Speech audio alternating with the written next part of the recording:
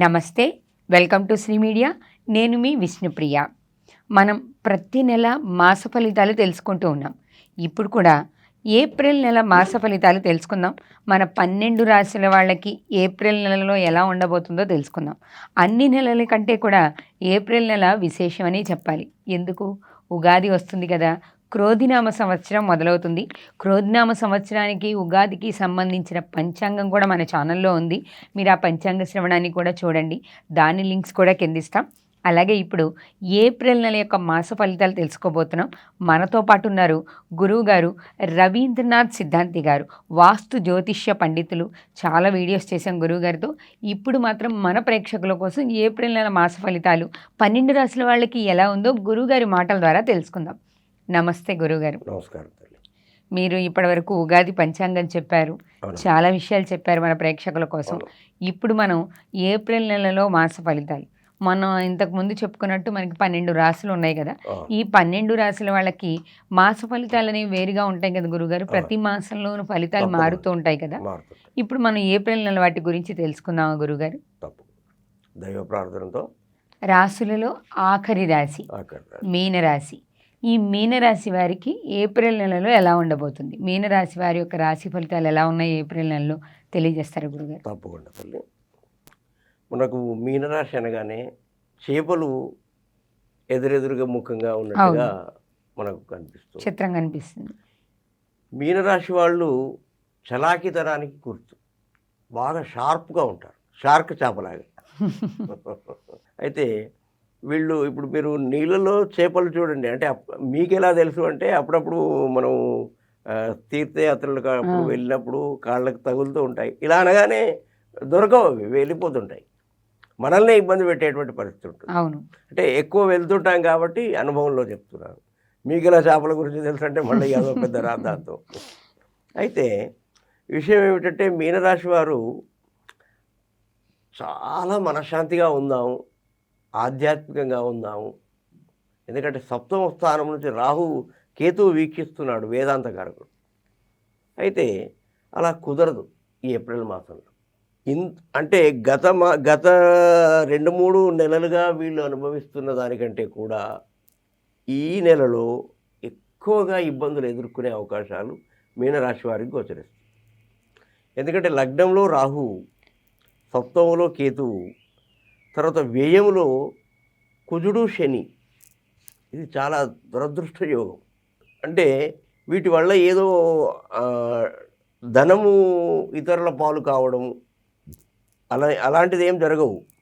కానీ కారణం లేకుండా ఇతరుల చేత పోట్లాటలు, మాటలు పడటం, తమకంటే చిన్నవారితో, తమకంటే అన్ని విషయాల్లో స్థాయిలో చిన్నవారితో భంగపడడం, అవమానించబడడం, ఇట్లాంటివి ఎక్కువ ఈ మీనరాశి వాళ్ళు చూసే అవకాశం ఈ యొక్క ఏప్రిల్ మాసంలో కనపడుతుంది. తర్వాతనమ్మ వీళ్ళు వాక్స్థానంలో గురువు ఉన్నాడు, చక్కటి. కానీ బుద్ధికారకుడైనటువంటి బుధుడు వక్రై ఇటు కొన్ని రోజులు మీనంలో, కొన్ని రోజులు మేషంలో, కొన్ని రోజులు వృషభంలో ఉండడం చేత వీళ్ళ వాక్కు స్థిరంగా ఉండదు. ఎందుకంటే ఎదుటి వాళ్ళు వీళ్ళని చాలా డిస్టర్బ్ చేస్తారు. వేరే వాళ్ళు డిస్టర్బ్ చేయడం వల్ల వీళ్ళు మనశ్శాంతిగా ఉండలేక, అంటే వేరే వాళ్ళను అనలేక ఆ అక్కసును వేరే వాళ్ళపై తీర్చుకునే అవకాశం ఉంది. వీళ్ళని అనలేక వాళ్ళ మీద అనేస్తుంటారు. అంటే ఉదాహరణకి ఇప్పుడు తల్లిని కానీ చెల్లిని కానీ ఏమి అనలేము కాబట్టి భార్యను అనడం, బిడ్డని ఏమీ అనలేము కాబట్టి కొడుకుని అనడం, ఇట్లాంటి అవకాశాలు గోచరిస్తున్నాయి. తర్వాత వీరి ఇళ్లలో శుభకార్యాలు జరిగే అవకాశాలు కూడా ఉన్నాయి. మీనరాశి వారికి శుభకార్యాలు జరుగుతాయి. కానీ వ్యయంలో శని కుజులు ఉండడం చేత ఏప్రిల్ 27వ తారీఖు వరకు జరిగే శుభకార్యాలు ఏవైతే ఉంటాయో వారికి ముఖ్యంగా చెప్పదగిన సూచన. ఆ తదుపరి కూడా కుజుడు వెళ్ళి మళ్ళీ మీనరాశిలోకి వెళ్తున్నాడు. ఆ తదుపరి 27 తర్వాత. అయితే 27 తర్వాత 27 వరకు ఒక రకంగా ఉంటుంది బంధువులతో. 27 తర్వాత ఖచ్చితంగా వీళ్ళకు ఏదైనా చిన్నపాటి గొడవలు జరిగే అవకాశాలు ప్రస్ఫుటంగా కనబడుతున్నాయి. ఎంత వద్దనుకున్నా మనం శాంతంగా ఉందాం, వాడు మనకంటే చిన్న స్థాయి వ్యక్తే, వయసులో చిన్నవాడు, చదువులో చిన్నవాడు, అన్నిట్లో ఆస్తిలో చిన్నవాడు, జ్ఞానంలో చిన్నవాడు అనుకున్న వాడు మనపైనే జులుం చేసి మాట్లాడుతూ ఉంటాడు, మనం మౌనంగా ఉంటాం. అయినప్పుడు కూడా వాడు ఎక్స్ట్రాలు చేసే అవకాశం ఉంది. కానీ దాని ఫలితాన్ని మాత్రం తప్పకుండా తర్వాత అనుభవించే అవకాశం ఉంది ఎదుటి వాళ్ళు. కాస్త వీళ్ళు మౌనం పాటించినట్లే జాగ్రత్తగా ఉండాలి. జాగ్రత్తగా ఉండాలి. ఏమీ లేదు, కాస్త వాడు ఎగరనివ్వండి, చూసేవాళ్ళు ఉంటారు కదా, వాళ్ళు చూస్తారు తప్ప ఎవరిది అనేది అర్థమైపోతుంది. వాడి అంతరాత్మకే అర్థమవుద్ది. నేనైతే ఏమంటానంటే అమ్మా, ఇక్కడ ఈరోజు మాట్లాడి ఇవాళ నేను యాజ్ ఎ లెక్చరర్గా చేసినప్పుడు కూడా రోజు రాత్రి నిండా దుప్పటి కప్పేసుకున్న తర్వాత రామం స్కందం హనుమంతం మంత్రం చదువుకున్న తర్వాత నా అంతరాత్మనే పరమాత్మ అడిగేవాడిని, ఈరోజు నేనేమైనా తప్పులు చేశానా, అబద్ధాలు ఆడానా చెప్పేస్తుంది. ఇంకెవరిని అడగాల్సిన అవసరం లేదు. ఇంకెవరు జడ్జిమెంట్ ఇవ్వాల్సిన అవసరం మనం లేదు. ఇతరులను గౌరవించాలి, ఎవరికి భయపడకూడదు. మన అంతరాత్మను గౌరవించుకోవాలి, మన అంతరాత్మకు భయపడాలి. ఇది నా సిద్ధాంతం, నా వ్యక్తిగత సిద్ధాంతం తల్లి. ఇప్పుడు ఆటోమేటిక్గా ఒక వ్యక్తితో ఏం మాట్లాడామో మన అంతరాత్మ చెప్తుంది మనకు, అప్పటిదప్పుడే చెప్పేస్తుంది మీకు వెంటనే. జడ్జిమెంట్ లేటుగా ఉండవు. అట్లాంటి జడ్జి ఈ ఆత్మ, పరమాత్మ జడ్జిమెంట్ అని ఒక పుస్తకం ఉంది తల్లి. అవి బహుశా ఇప్పుడు అచ్చులో లేవు. మన వ్యాసాశ్రమం అని ఏర్పేడ్లో ఉంది.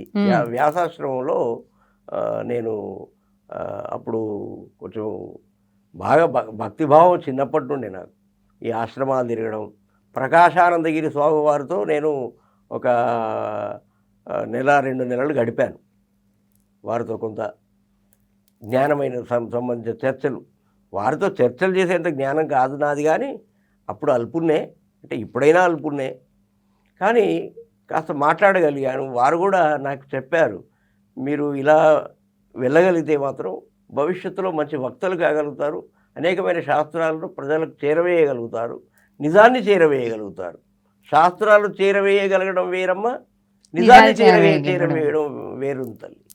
డబ్బుల కోసం చేసే పని వేరు, ఆర్ద్రతగా భగవంతుడి కోసం ఇది చెయ్యాలి చెప్పాలి అనేటువంటి సంకల్పం వేరు తల్లి. అలా తర్వాత మీనరాశి వారికి ఈ 27 తారీఖు తర్వాత ఇంకా జాగ్రత్తగా ఉండాల్సినటువంటి అవకాశం ఎంతైనా ఉంది. తర్వాత వీళ్ళు ఈ నెలలో పుణ్యక్షేత్ర సందర్శన కూడా ఉంది. అయితే తీర్థము క్షేత్ర సందర్శన కూడా ఉందమ్మా.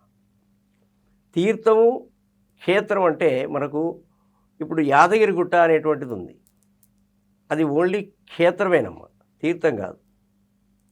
తిరుపతి ఉంది, క్షేత్రమే, తీర్థం కాదు. శ్రీశైలం ఉంది, అది తీర్థము క్షేత్రం. ఎందుకంటే కృష్ణానది ప్రవహిస్తూ ఉంది, తీర్థం అది.